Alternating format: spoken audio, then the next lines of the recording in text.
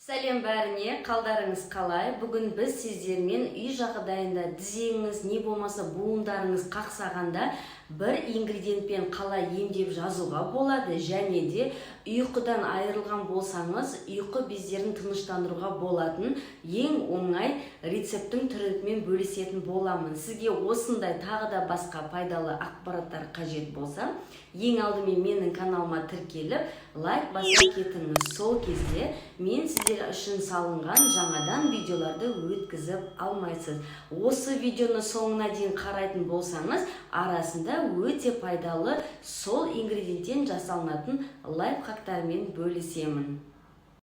Егер сіздің ұйқыңыз тыныш болмай, яғни ұйқы безі жұмысын дұрыс атқармайтын болса, сізге ең жақсы тиімді көмекке келетін үй жағдайындағы ингредиент ол қарапайым лавр жапырағы. Осы лавр жапырағынан тұнба жасап ішетін болсаңыз, ұйқыңыз тынышталып, ұйқы безіңіз жақсы жұмыс атқаратын болады.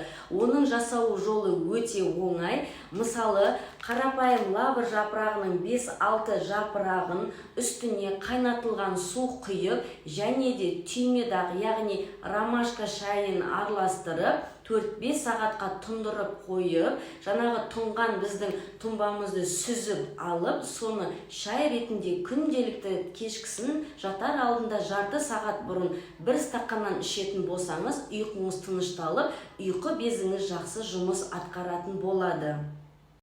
Ал егер сізді жаңағы буын қақсау ауруы не болмаса тізе қақсау аурулары мазалайтын болса, онда сізге көмекке келетін тағы да лавр жапырағы. Негізі сіздер біле білсеңіздер, лавр жапырағының құрамында дәрумендер мен жаңағы минералдарға өте бай. Мысалы ретінде А витамині, B12, B9 деген сияқты тағы да басқа. Одан бөлек кальций, фосфор, темір және де күкірт өте құрамында көп. Сол себепті бізге барлық ауруларға емдеп жазуға үй жағдайында көмекке лавр жапырағының жақсы септігі тигізеді. Ал егер сізде буын қақсау, тізе қақсау аурулары мазаңызды алатын болса, осы лавр жапырағын жаңағы ыстық сумен қайнатып, 10-15 минут қайнатқан кезде лаврдың майы бөлінеді. Сол майды тізеңізге қақсаған буындарыңызға жағып, жылы орап қойсаңыз, жазылып кетеді.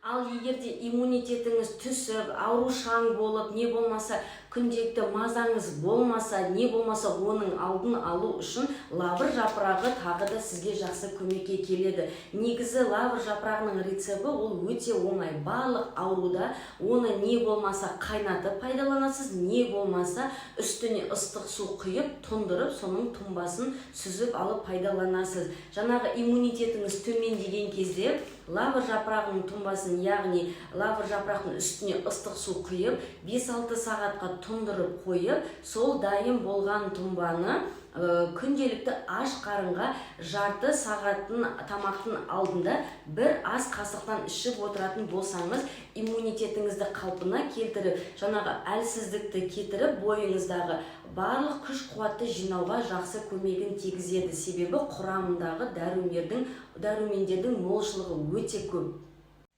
Негізі лавр жапырағының да зияндары бар. Кімге пайдалануға болады және болмайды жайлы видеоның соңында айтып өтемін. Ал қазір сіздерге пайдалы лайфхак. Үйде жаңағы бұрынғы нелерде адыраспан жағы біз үйдің ауасын тазартып жүруші еді ғой. Соның орнына қазір лавр жапырағында пайдалануға болады. Себебі лавр жапырағында құрамындағы май үйдегі артық иістерден, артық керек емес вирустардан құтылуға жақсы көмектеседі. Ол үшін қарапайым темір ыдысқа лавр жапырағын салып, жаңағы отпен өртеміз, яғни жаңағы зажигалка спичкамен өртеп, түтінін шығаратын болсаңыз, түтіннің арқылы майдың иісі шығып, үйдегі бүкіл вирустардан құтылуға көмектеседі. Ондай әдісті мысал ретінде үйде балаларыңыз өте көп жиі ауырып кетсе, не болмаса жаңағы көз тиді, сөз тиді деп айтып жатады ғой, үйдің ауасын тазарту үшін пайдаланып отырсаңыздар болады. Адыраспанның орнына арналған лайфхак.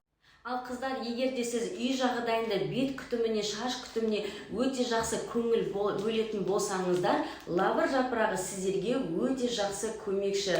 Мысалы ретінде, жаңағы алдындағы айтып өткен тұнбаны дәл солай бетімізге де пайдалануға болады.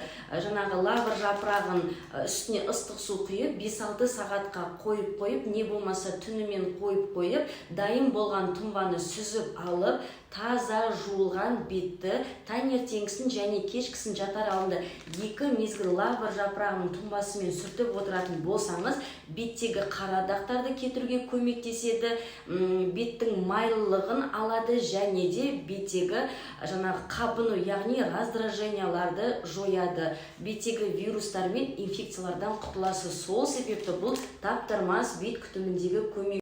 Мен бәмеден бері айтып жатырмын, негізінде лавр жапырағының пайдасы орасан зор көп екен. Ол тағы да біздің шашымыздың жылтырап, қалыңдап және табиғи сұлулығын өзінің қалпына келтіруге оған лавр жапырағы да тағы да өзінің септігін жақсы тигізеді. Ол үшін қарапайым лаврға осындай қалампыр, яғни гвоздиканы екеуін араластырып, отқа үстіне 1 литр су құйып, отта 15 минут қайнатып, суығаннан кейін әр жуған кезде осының суымен басымызды шайып отыратын болсақ, шашымыз қалыңдап, жылтырап, өзінің табиғи түсін және өзінің табиғи реңін қалпына тез келтіретін болады. Және де өсіруге жақсы септігін тигізеді. Сол үшін міндетті түрде пайдаланып көріңіз. Шашқа, бетке берер ешқандай кері әсері жоқ.